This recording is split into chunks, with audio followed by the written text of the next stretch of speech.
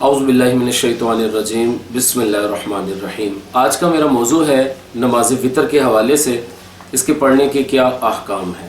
تو نماز وطر جو ہے وہ واجب ہے۔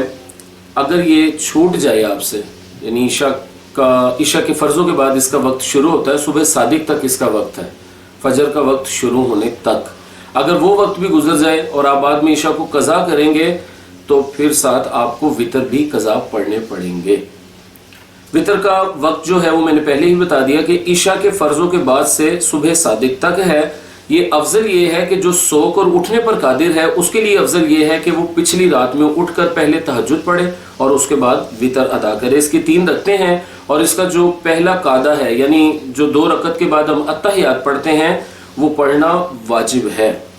صرف تشہد پڑھ کے کھڑے ہوں گے، یعنی اشہد ان لا الہ الا اللہ و اشہد ان محمد عبدہ و رسولہ پڑھ کر کھڑے ہو جائیں گے ہم۔ اب تیسری رکعت میں قرات کے بعد آپ نے الحمد شریف پڑھی، اس کے بعد سورت پڑھی، تو اس کے بعد تکبیر قنوت کہنا واجب ہے، یعنی اللہ اکبر کہیں گے اور اب دعائے قنوت پڑھیں گے۔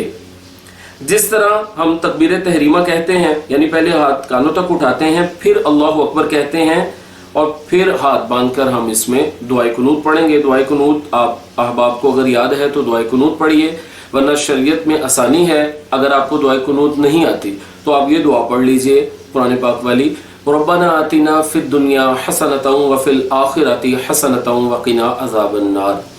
اعلیٰ حضرت رحمۃ اللہ تعالیٰ علیہ سے پوچھا گیا کہ اگر کوئی سورہ اخلاص پڑھتا ہے تو کیا دعائے قنوت کی جگہ سورہ اخلاص اس کے لیے کافی ہو جائے گی؟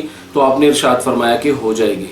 اور نماز کے احکام میں امیر اہل سنت نے اس کا بالکل ہی آسان بتایا، وہ یہ کہ اگر کسی کو دعائے قنوت نہیں آتی تو وہ اللہم اغفر لی پڑھ لے، 1 بار کہہ لے، 3 بار کہہ لے، تو اس کے بعد وہ رکوع میں چلے جائے۔ تو یہ ہمارے شریعت میں آسانی ہے اس حوالے سے۔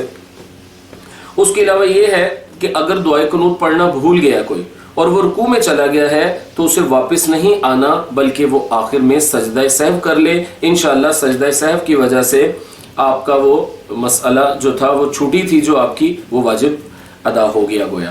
اور اس کے علاوہ یہ ہے کہ باجماعت آپ اگر اسے پڑھ رہے ہیں وطروں کو، جیسا کہ رمضان شریف میں پڑھتے ہیں، اور اگر آپ کی دعائے قنوت مکمل نہیں بھی ہوئی تو آپ امام کا ساتھ دیں اور امام کے ساتھ رکوع کریں۔ جتنی آپ نے پڑھی ہے وہی آپ کی امام کے پیچھے کافی ہو جائے گی۔ اللہ پاک سے دعا ہے اللہ پاک عز و جل ہمیں وطر بھی روزانہ عشاء کے بعد ادا کرنے کی توفیق عطا فرمائے۔